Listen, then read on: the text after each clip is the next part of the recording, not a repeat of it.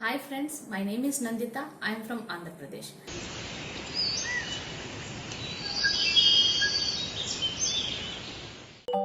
Good morning dear students. Today we are going to discuss about reproduction in organisms from Chapter 7 CBSE syllabus class 10. Children, organisms reproduce to continue the chain of life, to pass on its genes which are required over millennia. Reproduction is essentially a process by which individuals reproduce new individuals of the same kind, and this process is very important for the existence of life on the earth. Children, different organisms reproduce in different ways. Let us have a detailed look at how different organisms reproduce. Children, before we discuss the mechanisms by which organisms reproduce, let us ask a more basic question. Why do organisms reproduce? Yes, after all, reproduction is not necessary to maintain the life of an individual organism, unlike the essential life process such as nutrition, respiration, or excretion. On the other hand, if an individual organism is going to create more individuals, a lot of its energy will be spent in the process. So, why should an individual organism waste energy on a process it does not need to stay alive? Children, yes, it would be interesting to discuss the possible answers in the class. If there were to be only one no reproducing member of a particular kind, it is doubtful that we would have noticed its existence. It is the large number of organisms belongs to a single species that brings them to our notice. How do we know that two different individual organisms belongs to same species? Usually we say this because they look similar to each other. Those reproducing organisms create new individuals that look very much like them. So let's discuss in detail about how do organisms reproduce. Children, let us discuss the father of reproduction, or at least a pivotal figure in the understanding of reproduction, is generally considered to be Reinier B. Graaf. He was a 17th century Dutch scientist who made significant contributions to our understanding of a female reproductive system, particularly the ovaries and ovules. His name is still associated with various structures within the female reproductive system, like the Graphene follicle, in recognition of his work. While de Graaf's work is foundational, it's important to note the understanding of reproduction has evolved over the time with contribution from the other scientists like Gregor Mendel. In his genetics, Mendel's work on pea plants laid the groundwork of foundation heredity and the transmission of genetic traits which are crucial for understanding reproduction. Children, let us discuss about what is the contribution of Mendel. The George Mendel was the father of genetics. Mendel's experiment with plant established the basic principles of heredity which are fundamental to understanding reproduction. Another scientist who is called Karl Ernst von Baer, often considered the father of embryology. Baer's work on animal development, including his discoveries of blastula on notochord, laid the foundation of modern embryology. Children, let us discuss who introduced the sexual and asexual reproduction in organisms. The concepts of sexual and asexual reproduction were not introduced by a single person. The understanding of these reproduction methods evolved over a time with contributions from various scientists and naturalists. Earlier observations and theories, if you look into it, the philosophers like Aristotle in his writing discussed reproduction, including observations of sexual reproduction in animals like in Buffon 18th century. The time reproduction was the first introduced by Buffon in 1749 according to a paper on Valley Online Library. Let us see the development of the field. In mid 18th century, Charles Bonnet, a naturalist, made significant contributions to embryology, including the discovery of parthenogenesis in aphids, demonstrating asexual reproduction. In 19th century, Reinier De Graaf, he is from 17th century. He is considered the founder of modern reproductive biology. His work focused on the reproductive organs. When Mendel, his study on pea plants and cross-pollinated them, laying the groundwork for modern genetics, including the understanding of sexual reproduction. In modern understanding, 20th century, the emerging of modern evolutionary synthesis led to a more comprehensive understanding of his mechanism and benefits of sexual reproduction, with numerous biologists contributing to the field. And ongoing research continues on the evolution of sexual reproduction, the advantages of both sexual and asexual reproduction, and the diversity of reproductive strategies in the natural world. Children, organisms create exact copies of themselves. Let us see what is the main reason behind of it. Children, deoxyribonucleic acid. DNA serves as the fundamental genetic material in most living organisms, carrying the instructions necessary for growth, development, functioning, and reproduction. During reproduction, DNA undergoes processes like replication and recombination to ensure the accurate transmission of genetic information to offspring. Children, let us discuss about DNA and reproduction. Cell division. In asexual reproduction, organisms reproduce offspring genetically identical to themselves through mitosis, where a single cell divides to form two new individuals, each containing the same DNA as the original. In sexual reproduction, meiosis occurs, resulting in gametes, sperm and egg cells that carry half of the number of chromosomes of the parent cell. Upon fertilization, the combination of these gametes restores the full chromosome number in the offspring. Children, let us see what is genetic variation. Sexual reproduction introduces genetic diversity through a process like crossing over during meiosis, where segments of DNA are exchanged between homologous chromosomes.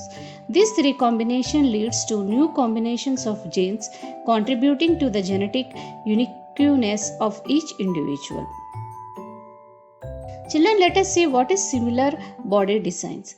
The concept of similar body designs or morphological similarities among different species can be attributed to evolutionary process and genetic relationships. Children, now let us see what is homologous structure. These are body parts in different species that have a common evolutionary origin. Despite serving different functions, homologous structures exhibit similar anatomy due to shared ancestry. For example, the forelimbs of mammals, birds, and reptiles have similar bone structures reflecting a common origin. Now let us discuss what is convergent evolution. These convergent evolutions occur when unrelated species independently evolve similar traits as a result of having to adapt to similar environments or ecological niches. For instance, the wings of bats and birds serve the same function and have similar structures, but they have evolved independently.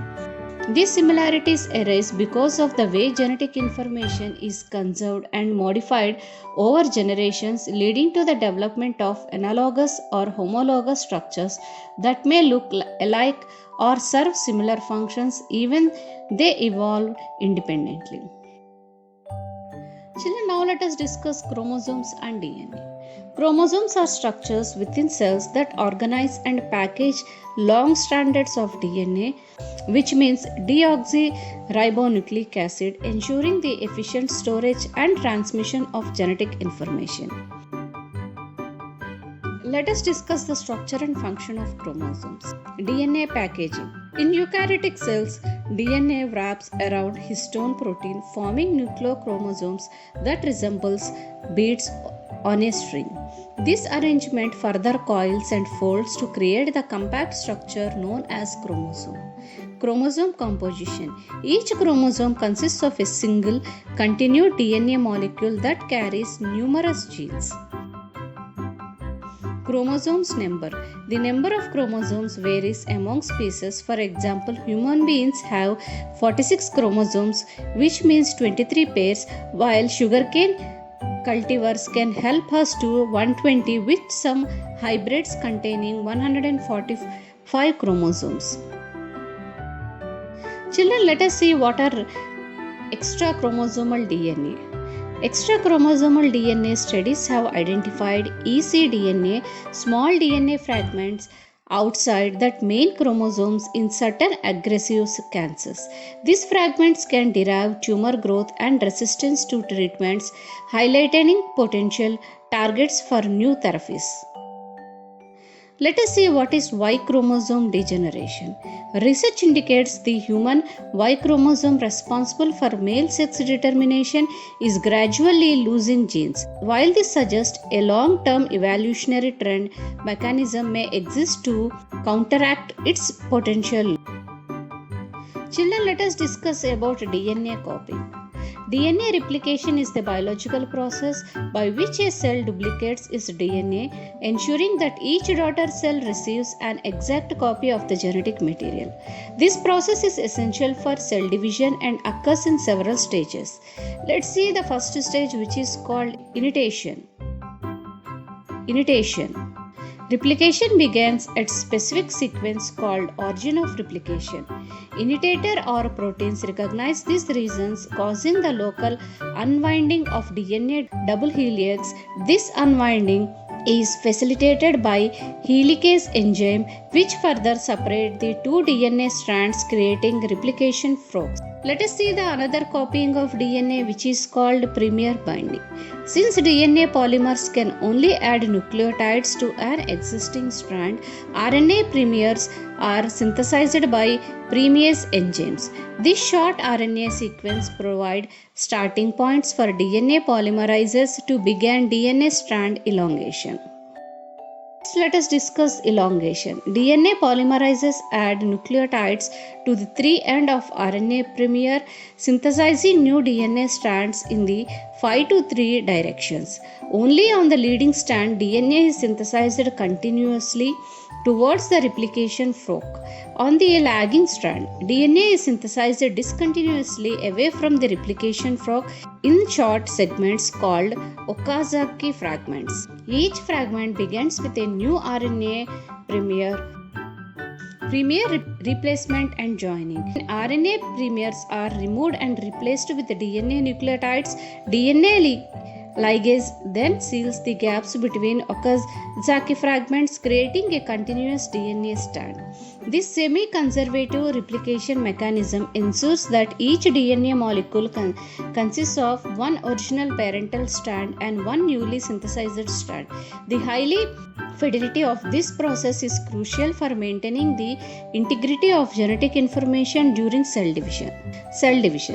DNA replication is followed by cell division, resulting in two cells with either one set of DNA and cellular apparatus. Children, let us see what is variations and reliability. DNA copying is a biochemical process that can introduce variations. While cells may not be identical to the original, they may remain similar. Non-variable DNA copies can lead to cell death, ensuring that only with functional DNA survive. Children, let us see why organisms do not create exact copies of themselves. Even though the DNA replication process is highly accurate, it is not perfect. Small errors called mutations can occur during the copying process, which introduce variations in the offspring. These errors are often corrected by repairing mechanism within the cell, but some mutations persist, resulting in suitable difference between the parent and offspring. Children, let us see what is asexual reproduction and variation. In asexual reproduction, only one parent cell is involved and the offspring are genetically considered clones of the parent because they inherit an identical set of genes. However, due to occasional mutations during DNA replications, these offsprings are not exact copies of the parent. Asexual reproduction means one parent cell. The reproduction which takes place is called asexual reproduction. Example, in binary fusion, a form of asexual reproduction seen in bacteria and amoeba. The parent cell divides into two daughter cells that are genetically identical. However, during DNA replication, small mutations can occur, leads to slight difference between the daughter cells. Children, let us see the sexual reproduction and variation. In sexual reproduction, variation is much more pronounced. The offspring inherit genetic material from both parents, making them genetically unique. During sexual reproduction, meiosis plays a significant role in introducing variations. Meiosis is the process by which gametes, means sperm and eggs, are formed, and it involves crossing over an independent assortment of chromosomes which shuffle the genetic material between the two parents. Children, why variations occurs in sexual reproduction? Let us see. First one is because of crossing over. Crossing over during meiosis, homologous chromosomes exchange genetic material leading to new combinations of genes. Second one is independent assortment. The random arrangements of chromosomes during meiosis ensure that each gamete contains a unique set of genetic information. And the next one is random fertilization. Since any sperm can fertilize any egg, the genetic combination in the zygote is unique.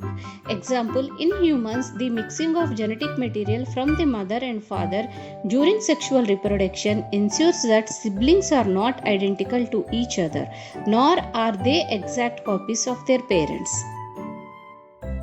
Children, now let us see what is the role of mutations and variations in reproduction. Mutations are random changes in the genetic sequence. While most mutations are neutral or harmful, some can be beneficial and provide an evolutionary advantage. Even in organisms that reproduce asexually, such as bacteria, mutations can introduce variations. They may help the organism survive in changing environments. Children, let us see the types of mutations. First one is point mutation. A single nucleotide in the DNA sequence is changed. Next, insertion and deletions. Exact nucleotides are inserted or deleted from the DNA sequence, which can have significant effect on protein production.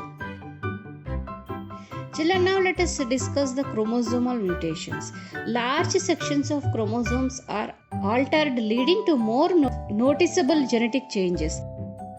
Example, antibiotic resistance in bacteria. In bacterial population, mutations can occur during DNA replication. These mutations may lead to the development of antibiotic resistance. Bacteria with such mutations survive in the presence of antibiotics and pass this resistance on to future generations through asexual reproduction. Children, let us discuss the variation and evolution. Variation is crucial for the survival and evolution of a species. Even though the offspring of asexual reproduction are very similar to their parent, small variations arise over a time, which contribute to genetic diversity in population. In sexual reproduction, variation is much more pronounced due to the mixing of genetic material from two parent cells. Children, let us discuss why the variation is important. Yes, it is important because the adaptation to environmental changes, which means when environmental conditions change, not all individuals in a population may be equally suited to survive. Variations allow some individuals to possess traits that make them better adapted to survive, increasing the chances of survival for the species as a whole. Next one is natural selections. Organisms with favorable variations have a better chance to surviving and reproducing. Over time, these favorable traits become more common in the population, driving natural selections and evolution.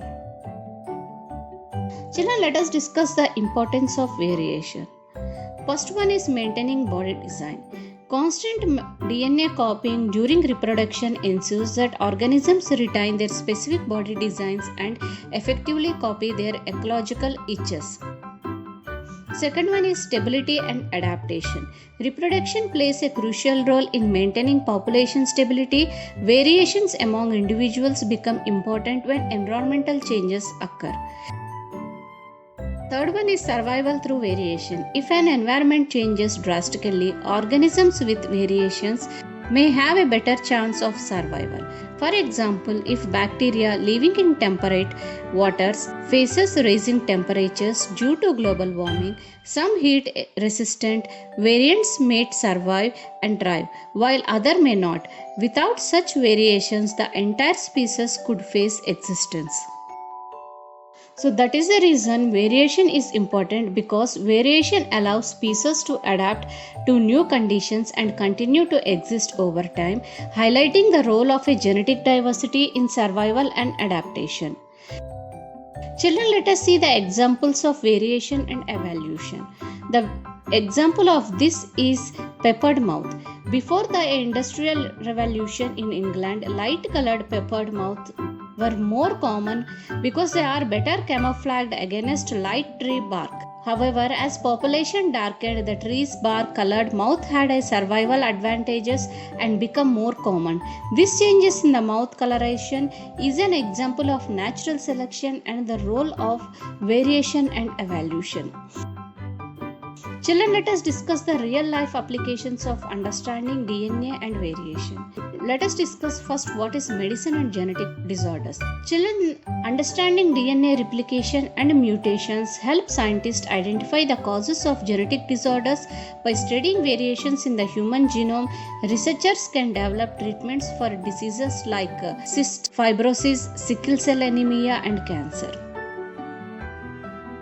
In agriculture, genetic variation is used in plant breeding to create crops that are more resistant to disease, pests, and environmental stress.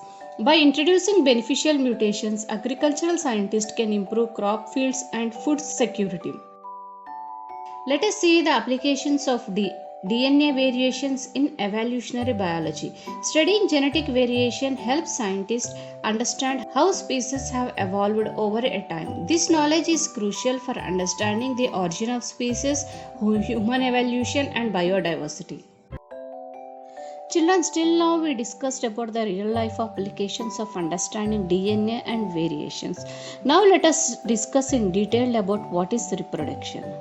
Reproduction is the biological process by which a new individual organisms known as offspring are produced from their parent or parents.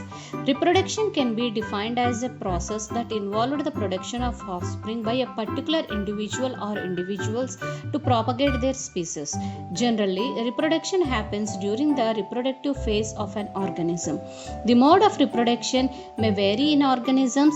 This process ensures the continuation of species and can occur through two primary methods. There are two types of reproduction. The first one is asexual reproduction and second one is sexual reproduction. Asexual reproduction, which involves a single organism producing offspring identical to itself. And come to the sexual reproduction involving two organisms contributing genetic material to produce offspring. Children, let us discuss in detail about asexual and sexual reproduction. Children, let us discuss about asexual mode of reproduction. Asexual reproduction is a mode of reproduction that does not involve the fusion of gametes or a change in the number of chromosomes. Offspring produced through asexual reproduction inherit the full set of genes from a single parent, making them genetically and physically similar or even identical to the parent organism. Generally, unicellular organisms exhibit an asexual mode of reproduction, though some of them exhibit a sexual mode too, common in single-celled organisms like bacteria and some multicellular organisms like plants. Children, let us discuss the types of asexual reproduction. There are asexual reproduction undergoes for 6 types. First is fusion, binary fusion, multiple fusion, budding, fragmentation, regeneration, and spore formation. Children, let us discuss in detail about each and every type of asexual mode of reproduction.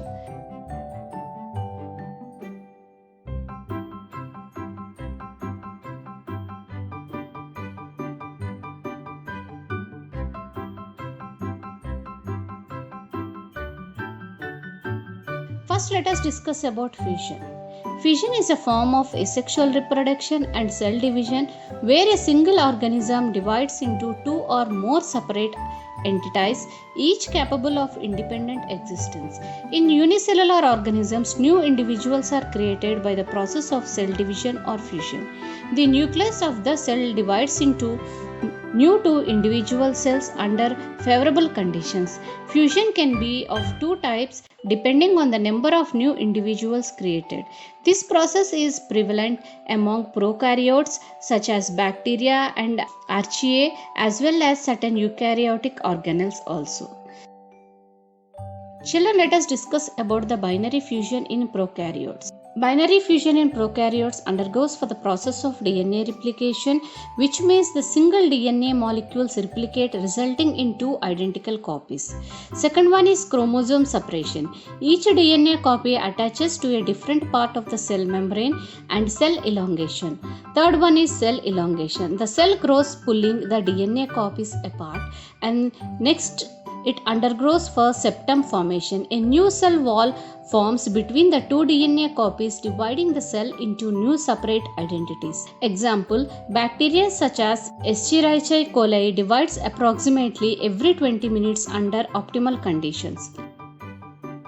Let us discuss the fusion in eukaryotic organelles. Examples, mitochondria and plastids. These organelles replicate independently within eukaryotic cells through a process resembling binary fusion. They contain their own DNA and divided to produce new organelles, ensuring adequate distribution during cell division. Children, now let us see the fusion in other organisms. A model organism in cell biology, it divides by medical fusion, producing two equal sized daughter cells. Children, let us discuss the history and study of the fusion. In asexual reproduction, the nuclear fission was discovered by Ott Hahn and Fritz Strassmann in 1938. The term fusion itself was coined by Lise Meitner and Otto French, who drew an analogy between the process of nuclear fission and binary fission. The biological process where a cell divides into two. The binary fission is the process of sexual reproduction observed in bacteria and other organisms where a single cell divides into two identical daughter cells. The multiple fission, also a type of asexual reproduction, involves a single cell dividing into multiple daughters. Children, now let us discuss about another asexual method of reproduction, which is called binary fusion. Binary fusion is a form of asexual reproduction and cell division by which a single organism divides into two parts, each capable of growing the size of the original. This process is characteristic of prokaryotes such as bacteria and archaea, and it is also utilized by certain eukaryotic organelles including mitochondria. Children, let us see the process of binary fusion in prokaryote. First, DNA replication. The single circular DNA molecule replicates, resulting in two identical process. Second one is chromosome separation. Each DNA copy attaches to the different location on the cell membrane. Third one is cell elongation. The cell grows pulling the DNA copies apart, and cell septum, a new cell wall forms between the two DNA copies, dividing the cell into two separate entities. Children, let us see the types of binary fusion. First one is irregular fusion. Cytokinesis occurs along any plane perpendicular to the plane of nuclear division. Example, amoeba. Next one is longitudinal fusion. Cytokinesis takes place along with the longitudinal axis. Example, flagellates like Euglena. Third one is transverse fusion. Cytokinesis occurs along two transfer axes. Example, ciliated protozoans like Paramecium. Fourth type is oblique fusion. Cytokinesis happens obliquely. Example, Ceratum. The binary fusion enables rapid population growth with some bacteria dividing approximately every 20 minutes under optimal conditions. However, this process results in genetically identical offsprings, limiting genetic diversity within the population. Children, let us discuss about multiple fusion. Multiple fusion is the division of a single cell into many daughter cells. Example, plasmodium. Multiple fusion is a form of a sexual reproduction and cell division observed in certain protists such as sporozoans and algae, as well as in some bacteria. Unlike binary fusion, where a single cell divides into two, multiple involves the division of one cell into multiple daughter cells simultaneously. Let us see the process of multiple fusion. Through nuclear division, the nucleus of the parent cell undergoes multiple divisions producing several nuclei. Then cytoplasmic division. Following nuclear division, the cytoplasm divides, encasing each nucleus in a new cell membrane, resulting in multiple daughter cells. Children, let us see the examples of multiple fusion. In epichlom plants, a group of parasitic protists, multiple fusion occurs in stages such as merogamy, sporogamy, and gametogamy, producing like merozoites, sporozoites, or microgametes respectively. Next come in the another type of multiple fusion for green algae. Some green algae species can divide into more than two daughter cells, which the exact number influenced by factors like temperature and light conditions. Next is bacteria. While many bacteria primarily reproduce through binary fusion, certain species such as Metabacterium polyspora can reproduce multiple endospores within each division. Multiple fusion allows for the rapid production of numerous offspring, which can be advantageous for survival in favorable conditions. However, like binary fusion, it results in offspring that are genetically identical to the parent, limiting genetic diversity within the population. Children, let us discuss the another type of asexual reproduction, which is called budding. Budding is a process where a protuberance like outgrowth, which is called a bud, grows by repeated cell division at a specific site and then detaches from the parent body to develop into a separate individual organism. Example, Hydra. Budding is a form of asexual reproduction where a new organism develops from an outgrowth or bud due to cell division at a specific site on the parent organism. This process results in offspring that are genetically identical to the parent, bearing any mutations. Children, let us discuss the history and study of budding. In the 18th century, the Genevan naturalist Abraham Tremblay, for the year of 1710 to 1784, conducted pioneering studies on freshwater hydras. Through his meticulous observations and experiments, he documented the process of budding in these organisms, where new individuals develop from outgrowths of the parent body. Tremblay's work laid the foundation for experimental zoology and significantly advanced the understanding of asexual reproduction in animals. Children, let us discuss the budding in yeast. In unicellular organisms like baker's yeast, budding involves the formation of a small protrusion on the parent cell. This bud enlarges and the parent cell nucleus divides, with one nucleus moving into the bud. The bud then detaches, becoming an independent cell. Children, let us discuss the budding in multicellular organisms. In multicellular organisms such as Hydra, a bud develops as an outgrowth due to repeated cell division at a specific site on the parent body. These buds mature into tiny individuals that, one upon reaching full development, detach from the parent to live independently. Let us see the budding in fungi. Certain fungi like Actinomyphora reproduce asexually through budding. A small growth forms on the parent cell, enlarges, and after nuclear division, the bud detaches to become a new organism. Children, let us discuss the budding in virology. In virology, budding refers to a process where enveloped viruses acquire their external envelope by protruding through the host cell membrane, which encloses the virion. Budding enables rapid population growth and colonization in various species.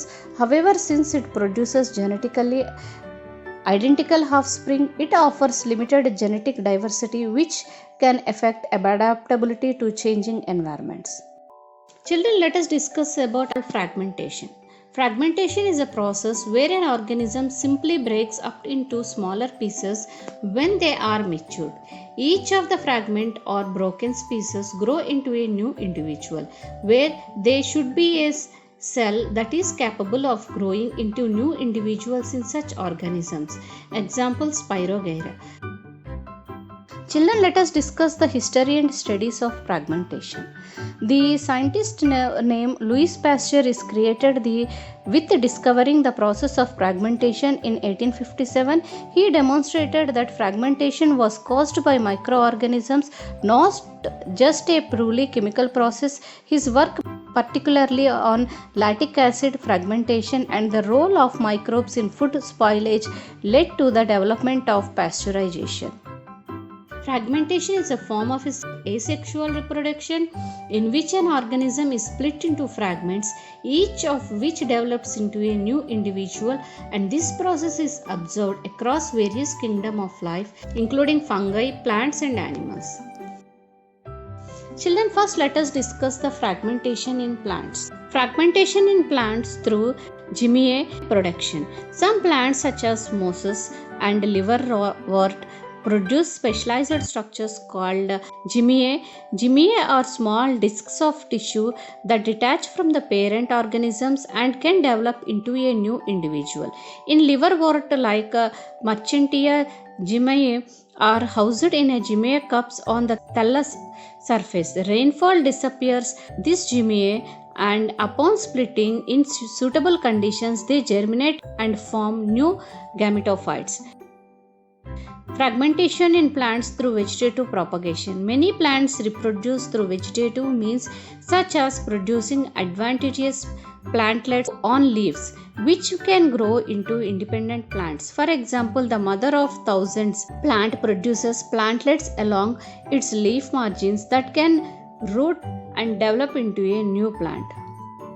Children, the study and documentation of fragmentation was a reproductive strategy have been a part of botanical science for centuries.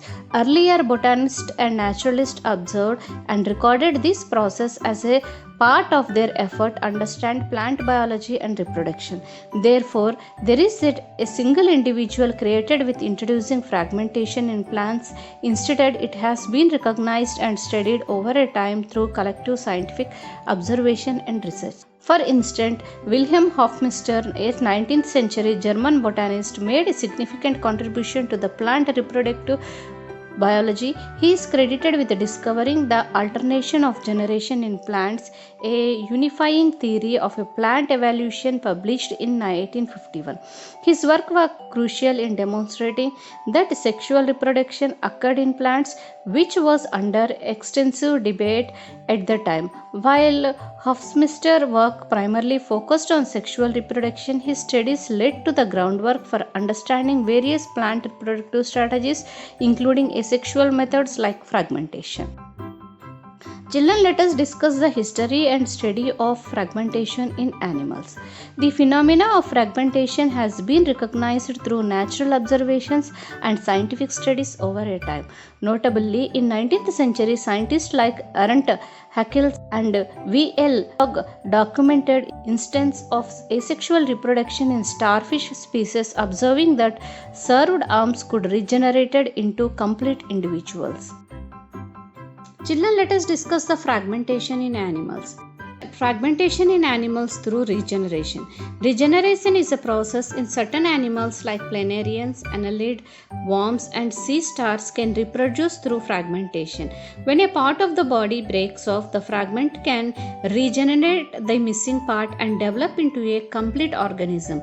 For existence, some species of sea stars can regenerate an entire new individual from a single arm provided a part of certain central disc is attached.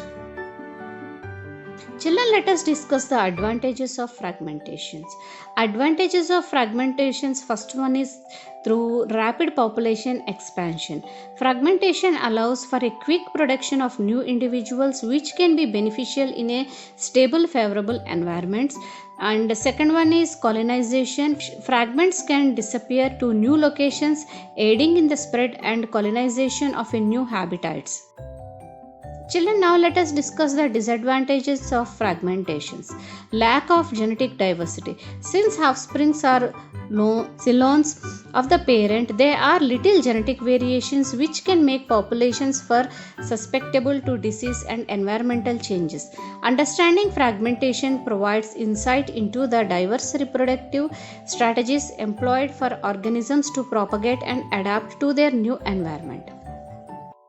Children, now let us discuss another type of asexual reproduction which is called regeneration. Regeneration is a process where some fully differentiated organisms can be cut or broken into species and each of their body parts can grow into a new individual. Different cells in the mass of cut cells undergo a lot of changes in an organized manner to become different cells and tissues. Examples: planaria and hydra. In another way, we can say that regeneration is a biological process by which organisms repair or replace damaged or lost tissue, organs, or body parts.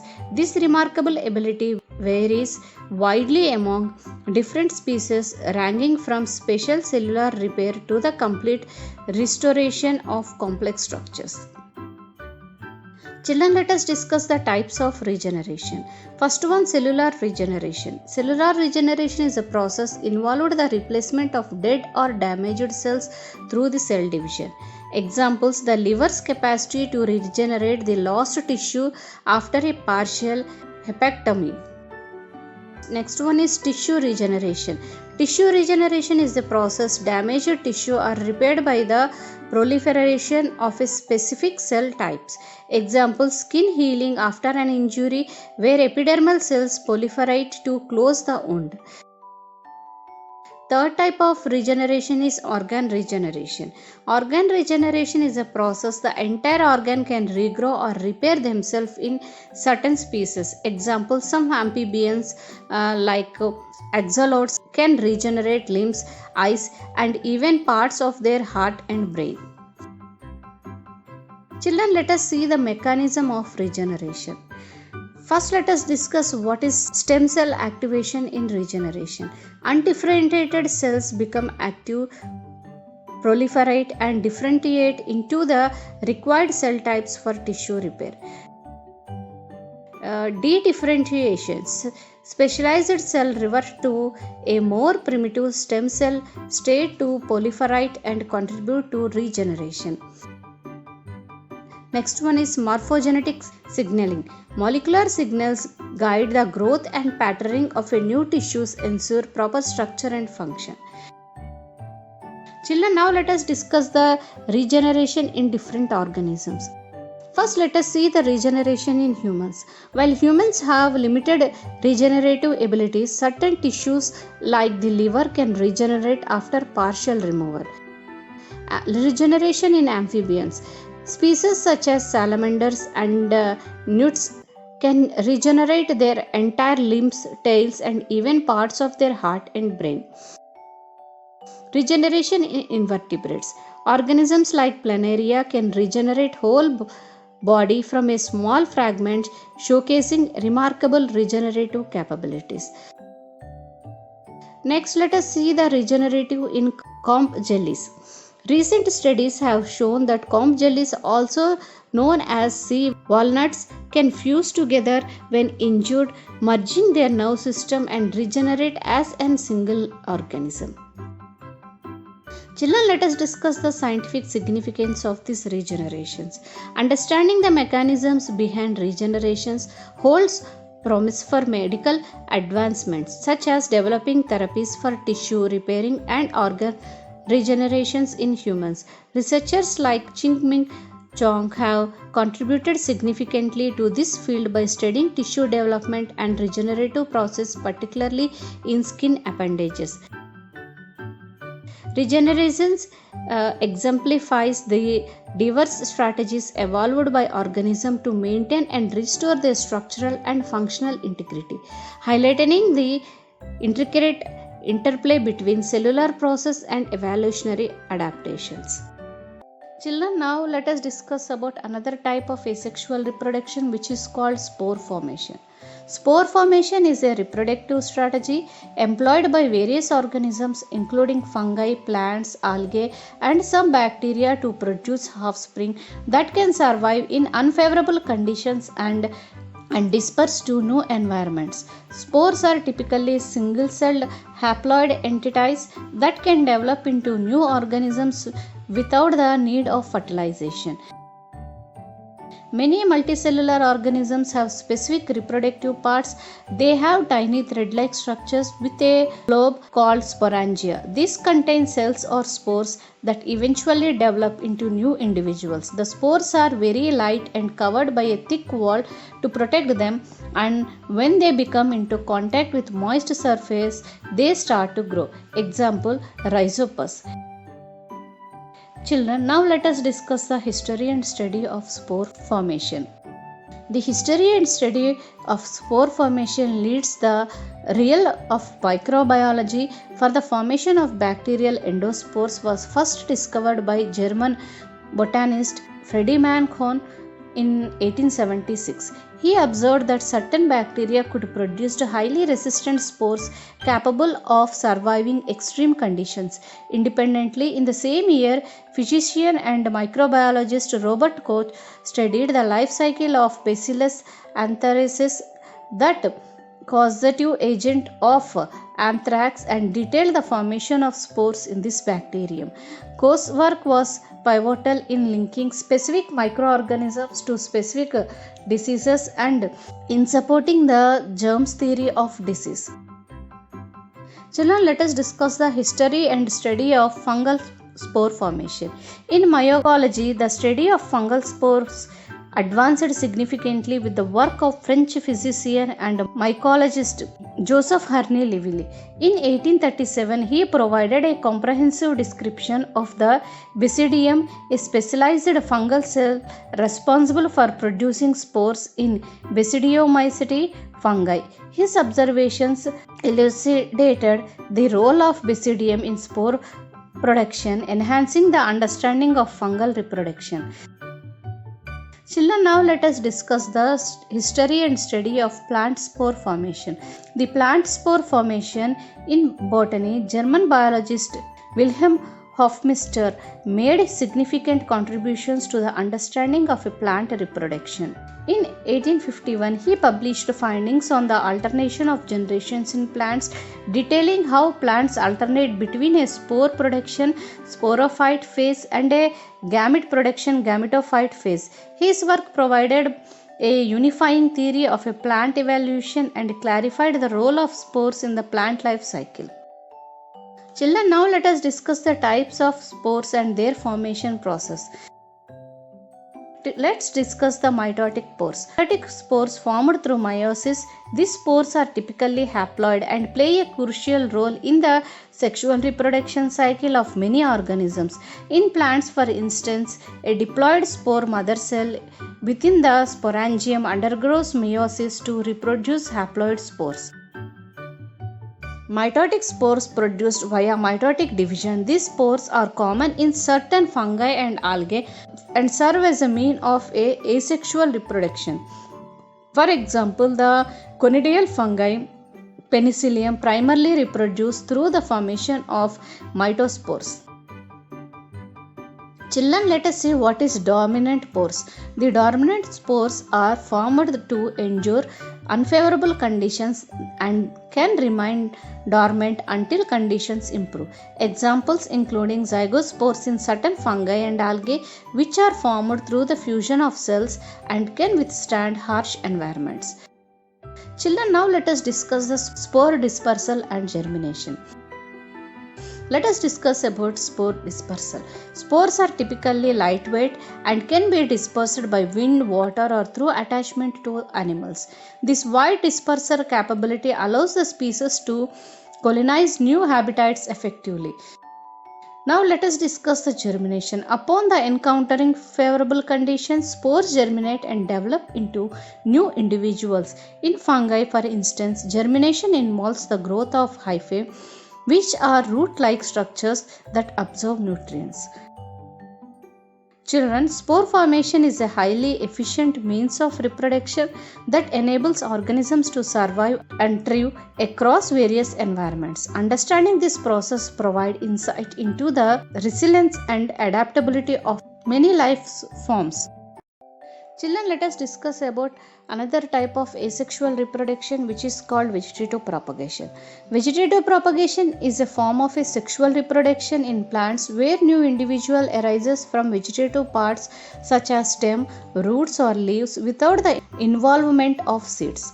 This method results in offspring that are genetically identical to the parent plant, maintaining desired traits. This is the mode of reproduction by which plants reproduce asexually. In this mode, new plants are developed from a plant vegetative parts like stem, leaf, and root. Naturally, vegetative propagation involves the propagation of the plants by themselves without any human intervention. Different methods of vegetative propagations are carried out in plants. Children, before going to study about types of vegetative propagations, let us discuss the history and discovery of vegetative propagations. While vegetative propagation has been practiced for millennia, its scientific study became more prominent during the development of botany as for a formal science. Botanists and horticulturists have since studied and refined vegetative propagation techniques to improve plant breeding and cultivation. Notably, in the earlier 20th century, scientists like Joseph Herbert Priestley contributed to the understanding of vegetative propagation from the standpoint of a plant anatomy. His work provided insights into the physiological process underlying asexual reproduction in plants. Children, now let us discuss the natural methods of vegetative propagation. One is layering. Layering is a process the stem or a branch bend to the ground and develop roots while still attached to the parent plant. Once rooted, it can be separated and grown independently. Example, blackberries often propagated through natural layering where their canes touch the soil and root. Suckering. The suckering process was new shoots known as suckers grow from the base of the parent plant or along its roots. These suckers can be detached and planted separately. Example, raspberries and certain fruit trees like guava produces suckberries that can form new plants. Children, let us discuss the vegetative propagation through the stem. Rhizome. It is an underground stem in which buds present on the node take a part in the formation of a new aerial shoot during the favorable season of growth. Example, ginger and banana. Tubers. Tubers are swelling sections of an underground stem that store nourishment so that a plant can rest throughout the winter. Axillary buds. Axillary buds, often known as eyes, sprout on the tuber surface and create shoots and grow into a new plant. Example, potato. Bulb. The mother bulb bears from lateral buds which generate new similar bulbs or bulbils in succeeding years. Examples, onions and daffodils. Offset. Offset is the modification of a stem in which there is the growth of rostae of leaves and tuft of roots at each node, and offsets have short internodes. Examples of offsets are pista, water, hynith, etc. Runners. Stolons or runners are horizontal stems that grow above the ground. Tiny plantlets form along the stolon and roots from where they touch the ground. When the parent plant connection is severed, the new plant becomes self-contained. Strawberries are considered as an examples of a runners. Children, now let us discuss the vegetative propagation through the leaves. Bryophyllum. Bryophyllum undergoes for a asexual reproduction by a leaves. The notches on the margin give outgrown buds that are placed upside down in a moist environment. The buds, when detached from the parent, grow into a new individual forming the roots. Children, now let us discuss the vegetative propagation through the roots. The vegetative propagation through the roots. In some plants, roots also bear adventitious buds like stems that sprout to form new plants. In this way, vegetative propagation through roots takes place. Example, dahlia. Children, now let us discuss about artificial vegetative propagation. The artificial vegetative propagation is a reproduction in plant that involves human intervention and can be used to combine the best traits of a plant in a single plant to obtain the desired fruit or trait. It can be produced a large number of plants in a short period. This method is used to preserve a plant's natural characteristics which may be lost during asexual reproduction. Children, let us discuss the artificial methods of vegetative propagation. One is cutting. In this process, a segment of the plant, typically a stem or a leaf, is cut and placed in a suitable environment to develop roots and grow into a new plant. Example, the stem cutting of a rose plants are commonly used to produce new rose bushes. Grafting. Grafting is a process. A piece of desired plant tissue is attached to the root stem stalk of another plant. Over the time, this tissue fuses and the scion grows as a part of the stalk. Example, many fruit trees like mango and guava are propagated using grafting techniques to ensure the new plant bears desired fruit varieties. Another type of artificial method in vegetative propagation is tissue culture. In this tissue culture, the plant cells are cultured in a sterile environment with nutrient media, leading to the development of callus tissue, which can then form roots and shoots to become a complete plant. Example, micropropagation is used to rapidly produce a large number of identical plants such as orchids and bananas. Children, let us discuss the advantages of vegetative propagation. Understanding the advantages of vegetative propagation help us to appreciate why this technique is widely used in agriculture and horticulture. Some of the benefits are like genetic uniformity. Since the new plants are clones of the parent, they maintain consistent traits such as fruit quality, color, and resistance to pests. This is a particularly important for commercial growth. Rapid multiplication. Vegetative propagation is usually faster than seed propagation. Farmers and gardeners can produce large number of plants in a short period.